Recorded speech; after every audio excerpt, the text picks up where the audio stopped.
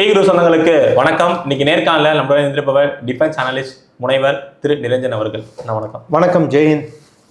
First already பாகிஸ்தானோட high commission அந்த இடத்துல நம்ம செக்யூரிட்டி எல்லாம் நீக்கிட்டோங்கிற ஒரு பிரச்சனை போய்கிட்டு இருக்கப்ப திடீர்னு நம்ம அரசாங்கம் பாகிஸ்தானுக்கு ஒரு சம்மன் அனுப்புகிறாங்க.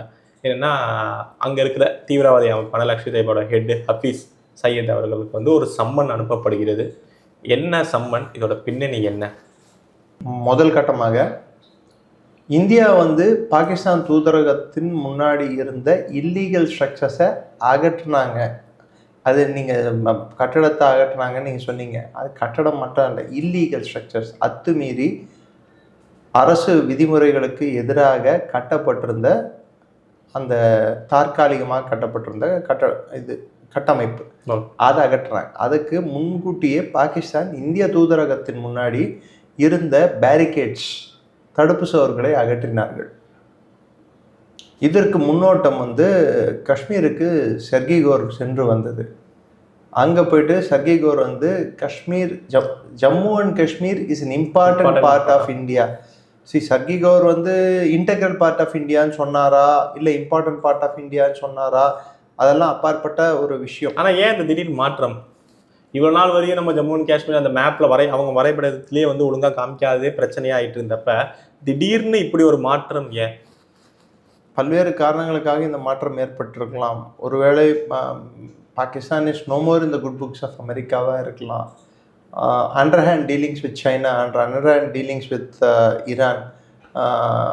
உதாரணத்துக்கு சில ராக்கெட் லான்ச்சர் சிஸ்டம்கள் சைனா பாகிஸ்தானுக்கு டெலிவர் பண்ணியிருக்கு. போன வாரம் டர்க்கியில இருந்தும் சைனால இருந்தும் பிளேன்கள் நூர்கான் பேஸும் கராச்சியும் அடைந்துள்ளன. அப்பொழுது சில உபகரணங்கள் ஈரானுக்கும் சென்றுள்ளதாக தகவல்கள் கூறுகின்றன. இது அமெரிக்காவுக்கு எரிச்சலை உண்டாக்கி இருக்கலாம்.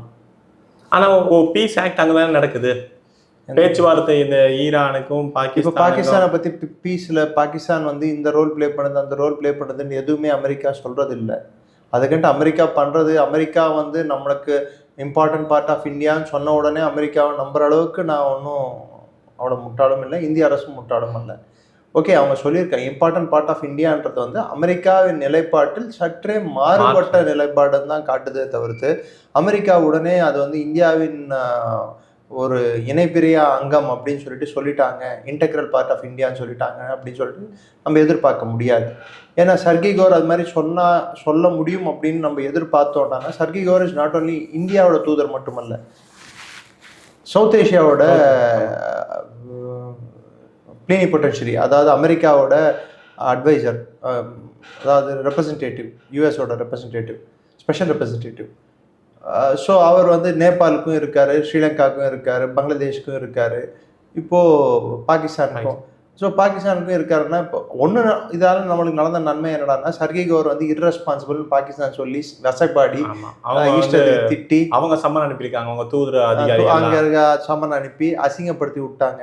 இப்போ சர்கி கௌர் சவுத் ஏஷியாவோட ரெப்ரசன்டேட்டிவா இல்லை இந்தியாவோட ரெப்ரசன்டேட்டிவான்றது இப்போ தெரிஞ்சு போச்சு. ஸோ பாகிஸ்தானுக்குள்ளே நெக்ஸ்ட்டு சர்கி கௌர் காலடி எடுத்து வைக்க முடியாது, எந்த காரணத்துக்கு ஒன்றும் சர்கி கௌர் போக முடியாது. அதே சமயத்தில் மார்க்கோ ரூபியோவுக்கு இது எரிச்சலை கிளப்பியிருக்கலாம். ஆனால் சர்கி கௌர் மேலே ஏதாவது ஆக்ஷன் எடுக்கணும்னா முடியாது. ஏன்னா Sergio Gor is suppose to be very close to Trump. ட்ரம்ப்புக்கு மிக நெருக்கமான நபர். இந்த வார்த்தையும் ட்ரம்ப் ஒப்புதல் இல்லாமல் சொல்லியிருக்க முடியாதா?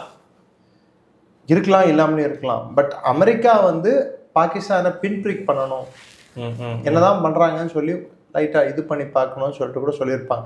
சில விஷயங்கள் அவங்க எதிர்பார்த்த மாதிரி பாகிஸ்தான்ல நடக்காதது அவர்களுக்கு எரிச்சலை ஊட்டி இருக்கிறது. குறிப்பிட்டு பார்த்தீங்கன்னா, சவுதி அரேபியா கூடயும் டர்க்கி கூடயும் ஒரு பேக்ட் ஈடுபட்டது அமெரிக்கா வெளிப்படையாக அதை என்னவோ பாராட்டினாரே ட்ரம்ப், பாராட்டினாங்க. ஆனால் உள்ள அவங்களுக்கு பிடிக்கல. ஏன்னா ஒட்டுமொத்த அரபு நாடுகளின் பாதுகாவலன் என்ற அங்கீகாரத்தை அமெரிக்கா தவிர்த்து வேற யாரும் எடுக்கக்கூடாது, யாருக்கும் கிடைக்கக்கூடாது என்ற ஒரு நிலைப்பாடு அமெரிக்காவின் நிலைப்பாடு. அவங்க ஆனால் நேட்டோ மாதிரி நாங்கள் முஸ்லீம்களுக்காக இஸ்லாம் நாட்டுக்காக ஒன்று ஆரம்பிக்கணுங்கிற மாதிரி. சரி, இதுக்கு பாகிஸ்தானை சேர்த்துக்கிறதுக்கு ரெண்டே காரணங்கள். ஒன்று ஆழ்பலம், பாகிஸ்தான் இராணுவத்தின் பலம். ரெண்டாவது அவங்ககிட்ட அணுகுண்டு இருக்குன்ற ஒரு நம்பிக்கை. இருக்கா இல்லையா பார்ப்பட்ட பிரச்சனை, இருக்குன்ற நம்பிக்கை. இதுதான் வந்து பாகிஸ்தான் அந்த ஒப்பந்தத்தில் சேர்க்கறதுக்கான காரணங்களாக பார்க்கப்படுதே தவிர்த்து இல்லைன்னா பாகிஸ்தான் இதில் ஒரு முக்கியமான நாடாக இருக்கிறதுக்கான தேவை என்னை பொறுத்தவரை இல்லை. அதுதான் என்னோட அடிப்படை புரிதல். So Pakistan, is it necessary for Pakistan to be in this treaty? இது அமெரிக்கா எப்படி பார்க்குது? அமெரிக்கா வந்து இதை பாகிஸ்தான் வந்து ஒருவேளை அண்டர்ஹேண்ட் டீலிங், டபுள் டீலிங் என்ன பண்ணிட்டு இருக்காங்க. ஒரு பக்கம் அந்த டீலை சைன் பண்ணிட்டு ஈரானுக்கு போயிட்டு வர்றது ஆசிம் முனீர். ஆமாம். ஸோ ஆசிம் முனீரோட நடவடிக்கைகள் அமெரிக்காவுக்கு ஏற்றுக்கொள்ளும் வகையில் இல்லை என்று சில கருத்துக்கள் கூறுகின்றன. ஒன்ஸ் அமெரிக்காவின் ட்ரம்பின் ஃபேவரட் ஜெனரல் இல்லை ஃபீல்ட் மார்ஷல் என்னை பொறுத்தவரை இப்பொழுது அவ்வளோ தூரம் அமெரிக்காவில் சோபிக்கவில்லை, அவ்வளோ தூரம் ட்ரம்பால் நம்ப முடியவில்லை என்று தான் தெரிகிறது. ரெண்டாவது, பாகிஸ்தானுக்குள்ளே இருக்கிற உள்நாட்டு பிரச்சனைகள்ல இருந்து பாகிஸ்தான் வந்து திசை திருப்புறதுக்கும் பாகிஸ்தானோட மக்களை திசை திருப்புறதுக்கும் ஆசிம் முனீர் பல்வேறு முயற்சிகள். இந்த ஆக்கிரமிப்பு பகுதியில் நடக்கிற பிரச்சனையும், ஆக்கிரமிப்பு பகுதியில் வந்து உதாரணத்துக்கு பிலாவல் பூட்டோவே ஒரு ஸ்டேட்மெண்ட் கொடுத்துருந்தாங்க. இந்த மாதிரி இப்போ PMLN நவாஸ், அதாவது 0.5% தான் வாக்குப்பதிவே நடந்தது. அந்த 0.5% வாக்குப்பதிவு நடந்ததை வச்சு ஒரு எலெக்ஷனை ஜெயிச்சிட்டாங்கன்னு சொல்லி 25 சீட்டு வந்து பாகிஸ்தான் முஸ்லீம் லீக் நவாஸ் கட்சிக்கு கிடைத்தது என்று சொல்லி அவர்களை ஆட்சி அதிகாரத்தில் அதாவது ஆட்சி அதிகாரத்தில் அமர்த்துவதற்கு இராணுவம் ஒப்புதல் அளித்துள்ளது. ஜனாதிபதி ஒப்புதல் அளிக்கவில்லை, இராணுவம். ஆசிம் முனீர் ஒப்புதல் அளித்துள்ளான். ஜனாதிபதி யாருன்னா ஜர்தாரி, ஆசிஃப் அலி ஜர்தாரி, அதாவது பாகிஸ்தான் பீப்புள்ஸ் பார்ட்டியின் தலைவர், பெனசீர் பூட்டோவின் கணவர், பிலாவல் பூட்டோவின் தந்தை. ஒரு பக்கம் பிலாவல் பூட்டோ இந்த காஷ்மீரில் நடக்கக்கூடிய POJKல நடக்கக்கூடிய இப்படி ஒரு தப்பான ஒரு ஆட்சி மாற்றத்தையோ இது மாதிரியான ஆட்சியை அமைப்பதையோ நான் எதிர்க்கிறேன்ட்டு வன்மையாக கண்டிச்சிருக்கிறது. நீங்கள் கேட்ட அடிப்படை கேள்வி, பாகிஸ்தான் ஹாஃபிஸ் சயீதுக்கு ஏன் இந்த சமன் இந்தியா அனுப்புனாங்கன்னு சொல்லிட்டு. எந்த வழக்கில் 2611 வழக்கு உட்பட பல்வேறு வழக்குகள் ஹாஃபிஸ் சயீத் மீது உள்ளது. இன் ஆப்சன்ஷியா ஹாஃபிஸ் சயீதை வந்து ட்ரையல் பண்ணலாம். எப்படி பாகிஸ்தான் இதெல்லாம் சமனை வந்து அவங்க மதிப்பாங்களா? இதனால நம்மளுக்கு என்ன யூஸ்? ஹாஃபிஸ் சயீத் பாகிஸ்தானில் இருக்கிறான்றது உலகத்துக்கு தெரிஞ்ச விஷயம் தானே. ஆமாம். ஒன்று. ஸோ பாகிஸ்தானில் இருக்கிறவன் மேலே அவன் வந்து பாகிஸ்தான் ஹேண்ட் ஓவர் பண்ணனா இந்தியாவில் வந்து அவன் தேடப்படும் குற்றவாளி. ஆல்ரெடி அவன் மேலே யூஎன்லேயும் அவன் மேலே பேன் இருக்குது. யூஎனில் வந்து வாண்டட் டெரரிஸ்ட்னு அவன் லிஸ்ட்டில் இருக்கான். ரெண்டாவது, இந்தியா வந்து இத்தனை நாள் தாமதம் செய்ததே தவறு. அவன் மேலே குற்றச்சாட்டுகள் சுமத்தப்பட்ட பிற்பாடு அதன் மேலே ட்ரையல் ரன் பண்ணி அவன் இன்வால்வ்டுன்னு சொல்லி நெயில் பண்ணியிருந்தாங்கன்னா நாளைக்கு அவனை யார் வேணாலும் சட்டப்படியோ மற்ற நாட்டுக்குள்ளே ஈஸியாக போக முடியாது. மற்ற நாடுக்கு இவன் போக முடியாதுன்றது ஒரு அப்பாற்பட்ட பிரச்சனை. இவனை வந்து த்ரூ ப்ராப்பர் மீன்ஸ், அதாவது சட்டப்படியோ இல்லை சட்டத்தின் வரம்பை மீறியபடியோ அவனின் காலம் என்னப்படுகிறது என்று அவனுக்கு தெரிவிக்க வேண்டும். இந்த ஆபரேஷன் சிந்தூர்லேயே அவங்க சொந்த சுற்றி ரிலேட்டிவ்ஸை வந்து இது பண்ணது தானே மசூத் அசர் குடும்பத்துக்கு. இவனுக்கு வந்து இவன் காலம் வந்து முடிப்பான். ஏன்னா அதுக்கு தகுந்த போல் பல விஷயங்கள் நடந்திருக்கு. உதாரணத்துக்கு ரிஸ்வான் ஹனீஃப்னு சொல்லிட்டு லஷ்கர் தொய்பாவோட தலைவனே ஒத்துட்டு இருக்கான், 30 பேர் மேலே போட்டாங்க அப்படின்னு சொல்லிட்டு. ஸோ பாகிஸ்தானை பொறுத்த வரைக்கும் இந்த அன்னோன் கன்மேன் வந்து பெரிய அளவில் பிரச்சனையை கொடுத்துட்ருக்கு. ஸோ ஹாஃபிஸ் சயீதை வந்து சட்டப்படி நம்ம ஒரு நடவடிக்கை எடுத்து அவனை ஒரு குற்றவாளியாக உலக அளவில் சர்வதேச அளவில் நம்ம தெரிவித்தா மட்டும்தான். இத்தனை நாள் நம்ம ஏன் நடவடிக்கை எடுக்கலன்ற கேள்வி நாளைக்கு எழும்பாது. நம்ம டோசியர் கொடுத்துட்டோம், பல்வேறு முறை பாகிஸ்தானுக்கு சொல்லி பார்த்துட்டோம், எக்ஸ்ட்ரடிஷன் கேட்டு பார்த்துட்டோம், எதுவும் பண்ணல.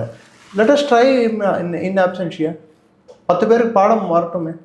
அப்புறம் அவன் வெளிநாட்டுக்கோ இல்லை எங்கேயாவது போக ட்ரை பண்ணானாலோ இல்லை எங்கேயாவது அவன் வெளியே பப்ளிக்காக வரும்போது அப்போ அவன் இந்தியாவில் தேடப்படும் குற்றவாளி ட்ரையலில், அதாவது சர்வதேச பயங்கரவாதத்துக்கு துணை சென்றவன் ஒருத்தன் இங்கே ஓப்பனாக பாகிஸ்தானில் சுற்றிட்டு இருக்கான்னு சொல்லும்போது பாகிஸ்தானை மேலே ஒரு அழுத்தத்தை நம்ம ஏற்படுத்த முடியும். அப்படி ஹாஃபிஸ் சயீதை வந்து நாளைக்கு அன்னோன் கன்மேன் யாராவது ஏதாவது பண்ணாங்களான்னா கூட இட் இஸ் ஜஸ்டிஃபைட். இப்போ ஒரு செய்தி வருது, ஆபரேஷன் சிந்தூர்ல நம்ம தகர்க்கப்பட்ட கட்டிடம் வந்து இப்ப ஜெய்ஷே முகமதோட கட்டிடம் பயங்கரமா பொலிவோட இப்ப திருப்பி கட்டிட்டாங்க அப்படின்னு செய்தி. ஜெய்ஷே முகமதோட கட்டிடத்தை 25 கோடி ரூபாய் செலவில், பாகிஸ்தான் பணம் 25 கோடி ரூபாய் செலவில் புதுப்பிக்க பாகிஸ்தான் அரசாங்கமே கொடுத்துருக்காங்க. ஆமா, பாகிஸ்தான் ராணுவமே, அரசாங்கமே அந்த தீவிரவாத அமைப்புக்கு சப்போர்ட்டா இருக்கு. ஆமா, அங்க எது அரசாங்கம் எது தீவிரவாதிகள்னு சொல்லிட்டு நீங்க பாகுபாடு பண்ணி பார்க்க முடியாது. அரசாங்கமும் தீவிரவாதிகளும் ஒன்றுதான். இன்னும் சொல்ல போனால் இராணுவமும் தீவிரவாதிகளும் ஒன்றுதான். இராணுவம் புரியாத சண்டைகளை தீவிரவாதிகள் புரிவார்கள். ஏன்னா இராணுவம் அவங்களோட பிரைமரி டியூட்டி சண்டை போடுறது, அதுக்கு பதிலாக அவங்க பாலிடிக்ஸுக்கு வந்துட்டாங்க. ஸோ சண்டை போடுற டியூட்டியை தீவிரவாதிகளுக்கு கிட்ட கொடுத்துட்டாங்க. ஜெய்ஷே முகமதுக்கும் லஷ்கர் தொய்பாக்கும் ஹர்கத்துல் ஜிஹாத் இஸ்லாமி ஹுஜிக்கும் இவங்களுக்கு கொடுத்துட்டாங்க. ஹர்கத்துல் அன்சருக்கும் இவங்களுக்கு எல்லாத்துக்கும் வேலையை கொடுத்துட்டாங்க. ஸோ அவங்க அந்த வேலையை பார்க்கட்டும் சொல்லிட்டு. பட் ஆனால் இப்போது ஹஃபீஸ் சயீதுக்கும் மௌலானா மசூத் அசர் 2 பேருமே பாகிஸ்தான் இராணுவத்துக்கு வார்னிங் கொடுத்துருக்காங்க. காஷ்மீர்லேருந்து ரெக்ரூட்மெண்ட் எங்களுக்கு ட்ரை ஆகிட்டு இருக்கு, யாருமே வரமாட்டேங்கிறாங்க, இவங்க ஆர்மிக்கு ட்ரை ஆகிட்டு இருக்கு. இதே போக்கு நீடிச்சதுன்னா திரும்பி காஷ்மீர் என்ற ஒரு அடிப்படை க்ளூ, அதாவது பிணைப்பு, பாகிஸ்தான் ஒரு நாடாக இருக்கிறதுக்கான பிணைப்பே வந்து இல்லாமல் போயிடும்.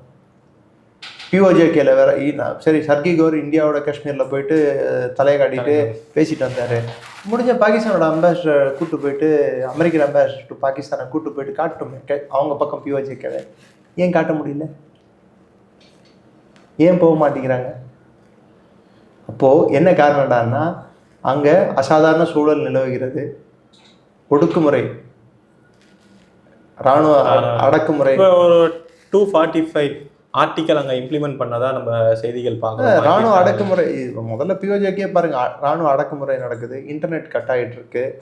அவங்க 4 அம்ச கோரிக்கை வச்சிருக்காங்க. எங்களுக்கு வந்து அத்தியாவசிய பொருட்கள் வந்து தங்கு தடையற்று கிடைக்கணும். 2வது வந்து அரசியல் தலைவர்களுக்கும் அதிகாரிகளுக்கும் ஸ்பெஷல் ட்ரீட்மெண்ட் கொடுக்கக்கூடாது.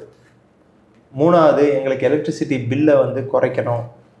4வது முக்கியமான கோரிக்கை, அகதிகள் என்ற பேரில் பஞ்சாபில் இருந்து வருபவர்கள் எங்கள் பகுதியில் தேர்தலில் நின்று ஜெயிச்சு அங்கே இருக்கக்கூடிய அசம்பிளிக்கு வரக்கூடாது, 12 தொகுதிகள்.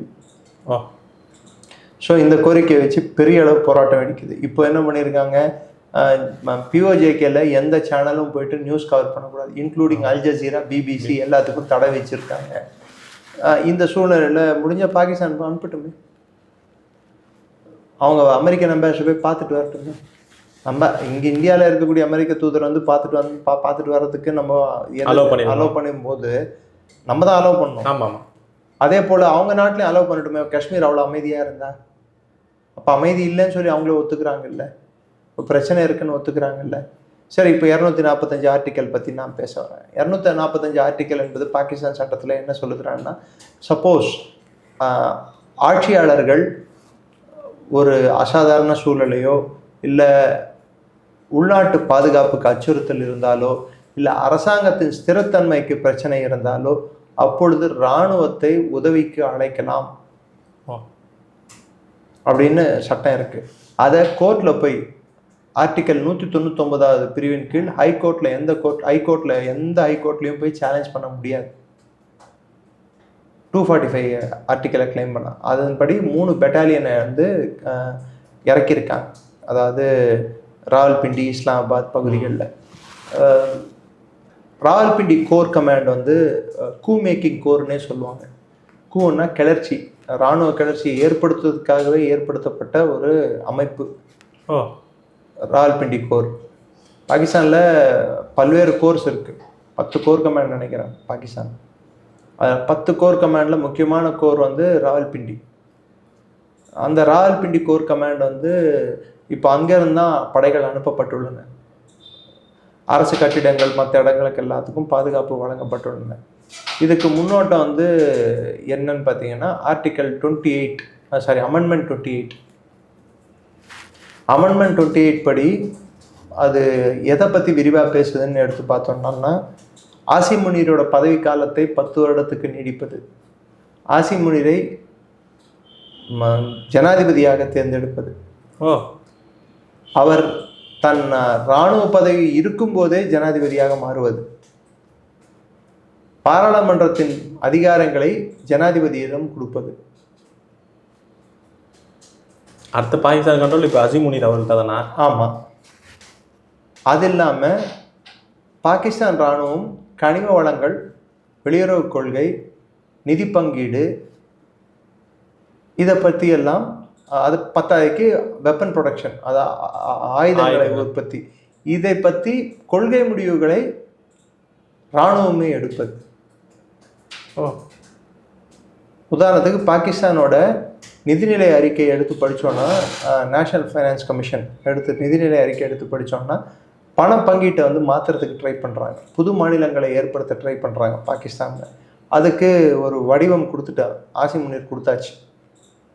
ஸோ அப்படி புது மாநிலங்கள் வந்தால் பண பங்கீடு வந்து மாநிலங்களிடையே ஒரே ஒரு மாகாணத்தை 3ஆக உடைக்கலாம், 4ஆக உடைக்கலாம். சிந்தை வந்து 3ஆக உடைக்கிறதுக்கான முயற்சி நடந்துகிட்ருக்கு. பலூச்சிஸ்தானை 3ஆவோ 4ஆவோ உடைக்கிறதுக்கு முயற்சி நடந்துகிட்ருக்கு. பஞ்சாபையும் அதே மாதிரி வெஸ்ட் பஞ்சாபையும் 3ஆவோ 4ஆவோ உடைக்கிறதுக்கு முயற்சி நடந்துகிட்ருக்கு. கைபர் பக்துன்வா அட்லீஸ்ட் 3 ஈஸியாக உடைக்கிறதுக்கான முயற்சி நடந்துகிட்ருக்கு. ஸோ 13 புது மாநிலங்கள் ஏற்படுறதுக்கான வாய்ப்புண்டு பாகிஸ்தானுக்குள். ஸோ இப்போது தனியாக 4 மாநிலங்கள் இருக்கும்போது அவங்களுக்கு பெரிய அளவில் நிதி வந்து கிடைக்கலன்ற ஒரு பிரச்சனை இருக்குது. அது அவங்களோட அரசியல் சாசன சட்டம் ஆர்டிக்கல் 163A அப்படின்ற விதியின் கீழ் வருகிறது. மாநிலங்களுக்கும் அவங்களோட மத்தியில் இருக்கும் அரசுக்கும் நிதி பங்கீடு எந்த ரேஷியோவில் இருக்கணும்னு சொல்லணும். அது இப்போ வந்து கேள்விக்குறியாகப்பட்டுள்ளது இந்த பிரச்சனை. ஸோ இப்போ எந்த ரேஷியோவில் வந்து நிதி பங்கீடு வரணும்னு சொல்லிட்டு மாற்றி அமைக்கிறதுக்கான வரையறை சட்டத்தை ஆசிம் முனீர் எடுத்துகிட்டு வரணும்னு பார்த்துட்டு இருக்கான். அதுக்கு முன்னாடி தன்னோட அரசியல் ஸ்திரத்தன்மை, தனக்கு அரசியலில் நிரந்தர ஒரு அங்கீகாரம் இருக்கக்கூடிய ஒரு பதவியில் அமர வேண்டும் என்பது ஆசிம் முனீரோட எண்ணமாக இருக்குது.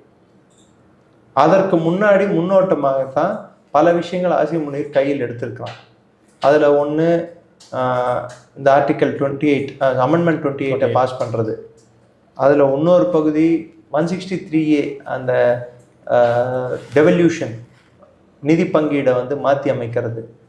அடுத்து பாராளுமன்றத்தையே வந்து ரத்து செய்கிறது. பிரதமரின் பதவி, அதாவது பிரதமரோட அந்த ஒரு பதவிக்கு உண்டான ஒரு பொறுப்புகளை ஜனாதிபதி பெற்றுக்கொள்வது. இவர் அப்பாயின்ட் பண்ணுற, அதாவது ஆசிம் முனீர் நாளைக்கு யாரை மந்திரியாக அப்பாயின்ட் பண்ணுவாங்களோ அவங்க தான் மந்திரியாக இருப்பாங்க. அவங்க பிரைம் மினிஸ்டரின் சொல்லுக்கு இணங்க அவங்க வேலை பார்க்க வேண்டிய தேவையில்லை. ஜனாதிபதியின் சொல்லுக்கு இணங்க வேலை பார்த்தால் போதும். ஸோ பாகிஸ்தானோட அரசியல் சட்டத்தையே, சாசன சட்டத்தையே, 1973 வந்த அரசியல் சாசன சட்டத்தையே மாற்றம் கொண்டு வருவதற்கான ஒரு பெரும் முயற்சியை ஆசிம் முனீர் இறங்கியுள்ளான். இது இல்லாமல் பாகிஸ்தானோட வளங்கள், கனிம வளங்கள், வெளியுறவு கொள்கை, இராணுவ உற்பத்தி, ஏன்னா அவங்களுக்கு டிஃபென்ஸ் இண்டஸ்ட்ரியில் வந்து இப்போது லிபியாவுக்கு வந்து வெப்பன் விற்க ஆரம்பிச்சிருக்காங்க, JF-17 ஃபைட்டர்ஸை. அதே மாதிரி அசர்பைஜானுக்கு வெப்பன்ஸ் விற்க ட்ரை பண்ணுறாங்க, நைஜீரியாவுக்கு வெப்பன்ஸ் விற்க ட்ரை பண்ணுறாங்க. இதிலேருந்து 4லேருந்து 4.5 பில்லியன் டாலர் அளவுக்கு வருமானம் வரும் என்று பாகிஸ்தான் இராணுவம் எதிர்பார்க்குது. இந்த வருமானத்தை பாகிஸ்தானின் நிதியாக பார்ப்பதில்லை, பாகிஸ்தான் இராணுவத்தின் நிதியாக பார்க்கிறார்கள் ஃபுல்லாகவே. இப்போ நம்ம எக்ஸ்போர்ட் பண்ணுறோம்னா இது இந்தியாவோட, நம்மளோட கவர்மெண்ட் ஆஃப் இந்தியாவோட எக்ஸ்போர்ட்ஸை பார்க்கல, இந்தியன் ஆர்மியோட எக்ஸ்போர்ட். ஸோ அப்போ ஒரு கோடு கிழிக்கும் போது என்ன ஆகுதுன்னா, இந்தியன் ஆர்மி வேற, கவர்மெண்ட் ஆஃப் இந்தியா வேறன்னும் போது, அப்போ கவர்மெண்ட் ஆஃப் இந்தியா வந்து இந்தியன் ஆர்மிக்கு அடிபணிஞ்ச ஒரு அமைப்பு. அப்போ அது ஒரு நூதன இராணுவ ஆட்சிக்கு வழிவகுக்கும் ஒரு செயல். பாகிஸ்தான் இப்போ இராணுவ ஆட்சி நோக்கி போயிட்டு இருக்கு. கன்ஃபார்மாக அதை நோக்கி தான் போயிட்டு இருக்கு இது. ஆனால் இப்போ ஆண்டுட்டு இருக்க பிரதமர் அவர்களை விடுவாரா? அவர்கிட்ட என்ன இருக்கு விடுறதுக்கும் விடாததுக்கும்? Is a dummy piece. He can't do anything. ஒன்றும் பண்ண முடியாது. அவரோட பதவியில் தொடரணும்னாலே இது தேவை. பத்தாயிக்கு இந்த எதிர்கட்சிகள் எல்லாம் ஒன்று சேர்ந்து ஒரு அணியாக திரண்டு இராணுவத்தை எதிர்த்தா ஏதாவது மாற்றங்கள் வரணும். ஆனால் யாருமே ஒன்று சேர்றதுக்கு ரெடியா இல்லையே. உதாரணத்துக்கு பாகிஸ்தான் பீப்புள் பார்ட்டி சிந்தில் தான் பிரபலம். வெஸ்ட் பஞ்சாப்ல பிரபலம் இல்லை. இம்ரான்கானோட கட்சி கைபர் பக்துன்வால பிரபலம், வெஸ்ட் பஞ்சாப்ல பிரபலம் இல்லை. இவங்க வெஸ்ட் பஞ்சாப்ல பிஎம்எல்என் பாகிஸ்தான் முஸ்லீம் லீக் நவாஸ் வெஸ்ட் பஞ்சாப்ல தான் பிரபலமா இருக்காங்க, மற்ற ரெண்டுத்துல இல்லை. 3 பேருமே பலூச்சிஸ்தான்ல அவ்வளோ பிரபலமா இல்லை. ஸோ ஒரு தேசிய கட்சின்றதே அங்கே இல்லைன்ற ஒரு சூழல் இருக்கு. தேசிய கட்சி இருந்தாலும் அந்த கட்சி ஆட்சிக்கு வரணுமோ வரக்கூடாதுன்னு தீர்மானம் எடுக்கிறத யாருன்னு பார்த்தீங்கன்னா ராணுவம். ஸோ அங்கே இருக்கக்கூடிய ஜனநாயகமே ஒரு கேலி கூத்தா மாறிட்டு இருக்கு. இந்த கேலி கூத்துலையும் இந்த கோமாளித்தனத்துக்கு நடுவில், இந்த அரசியல் கோமாளிகளுக்கு நடுவில் ஆசிம் முனீர் வந்து சர்வவல்லமை பொருந்திய ஒரு சர்வாதிகாரியாக மாறிக்கொண்டிருப்பது பாகிஸ்தானுக்கு வந்து அது மிக பழையதாக இருந்தாலும் இது போன்ற நடவடிக்கைகள் இந்த தலைமுறைக்கு இது புதிது. ஏன்னா கடைசி கிளர்ச்சி ஏற்பட்டு நவாஸ் ஷெரீப் பதவிக்கு வந்தது 99 அக்டோபர், கிட்டத்தட்ட 30 வருஷம் ஆயிடுச்சு. ஸோ பல பேர் மறந்துருப்பாங்க. நவாஸ் ஷெரீப் பதவியிலேருந்து இறங்கி 2008 நினைக்கிறேன், 8 பதவியிலிருந்து இறக்கப்பட்டார். ஸோ அதுவே 18 வருஷம் அங்கிட்ட ஆயிடுச்சு. ஸோ மறந்துட்டு இருப்பாங்க. ஸோ ஒவ்வொரு 30 வருஷத்துக்கு ஒரு சைக்கிள் ரிப்பீட் ஆகணும். பட் இந்த வாட்டி நடக்கக்கூடிய சைக்கிள் வந்து இது புதுமையான சைக்கிள். இது வரைக்கும் சட்ட திருத்தங்கள் இல்லாமல் இது மாதிரி பதவிகளை ஆக்கிரமித்தார்கள். இப்போ சட்ட திருத்தத்தின் மூலமாக பதவிகளை ஆக்கிரமிப்பதற்கான முயற்சி, ஆசிம் முனீரின் முயற்சி, அதுதான் பெரிய ஆபத்து, பேராபத்து. பாகிஸ்தானில் ஜனநாயகம்னு ஒன்று இல்லை, அது வேற கதை. பட் நமக்கும் அது ஒரு விதமான ஒரு அச்சுறுத்தல் தான் அது. ஏன்னா நெக்ஸ்ட் எல்லா பதவியும் கையில் சேர்த்துக்கிட்ட அப்புறம் நெக்ஸ்ட்டு இந்தியாவுக்கிட்ட ஏதோ ஒரு காரணத்துக்காக வம்படி சண்டைக்காக தயாராகுவது. பாகிஸ்தானில் வந்து உள்நாட்டு பிணைப்பு என்பது ஏற்பட வேண்டும் என்றால் இந்தியா மீது வெறுப்பு என்று ஒன்று இருக்க வேண்டும். பாகிஸ்தான் ஒன்றாக இருப்பதே இந்தியாவை துண்டாடுவதற்குத்தான். இந்தியாவை துண்டாட முடியாது என்ற ஒரு சூழல் ஏற்பட்டதுன்னா பாகிஸ்தான் ஒன்றாக இருப்பதற்கான தேவை இல்லை. இன்னைக்கு முடியாதுன்ற சூழல்ல இந்தியாவில் நிலவுது. அதனால பாகிஸ்தானோட தேவை குறைஞ்சிருச்சு. அதனால தான் ஹஃபீஸ் சயீதும் மௌலானா மசூத் அசரும் லபதீபும் நடிச்சுக்கிறது. பாகிஸ்தான்லேருந்து காஷ்மீர்லேருந்து ரெக்ரூட்மெண்ட் இல்லை, நம்ம தீவிரவாதிகளையும் உள்ள அமைச்சா 7 நாள் மேலே தாங்க மாட்டேங்கிறாங்க, அங்கே சுட்டு கொண்டுடுறாங்க. ஸோ இந்த பிரச்சனைகள் எல்லாம் மையமாக கொண்டு தான் ஹஃபீஸ் சயீதும் மௌலானா மசூத் அசரும் வார்ன் பண்ணியிருக்கிறது. இன்ஃபேக்ட் மௌலானா மசூத் அசரோட ஜெய்ஷே முகமதை சேர்ந்த நபர்கள் joint Awami action committee Sardar கானை வந்து மீட் பண்ணி கட்டி பிடிச்சி தழுவி என்னோட சப்போர்ட் எல்லாம் உனக்கு தான் சொல்லியிருக்காங்க. ஸோ இந்த தருணத்தில் பிஓஜேகே வந்து இந்தியா கூட இணைஞ்சிக்கணும்னு சொல்கிற பல்வேறு கருத்துக்கள், பல்வேறு சிந்தனைகள், இது எந்த அளவுக்கு ஆக்கப்பூர்வமான சிந்தனைகளாக இருக்கும், எந்த அளவுக்கு சரியான கருத்தாக இருக்கும்னு சொல்லிட்டு யோசிச்சு பார்க்கணும். அதை இணைச்சிக்கிட்டா கூட அதை வந்து இந்தியாவின் காஷ்மீரோடு முழுமையான இணைப்பாக இருக்க முடியாது. அதற்கான சூழல் இன்னும் எட்டவில்லை. உங்கள் நேரத்தை நம்ம தளத்தை வந்து பயந்து வைக்கிற ரொம்ப நன்றி. நல்லதே நடக்கும். வாழ்க வளமுடன். ஜெயின், வணக்கம்.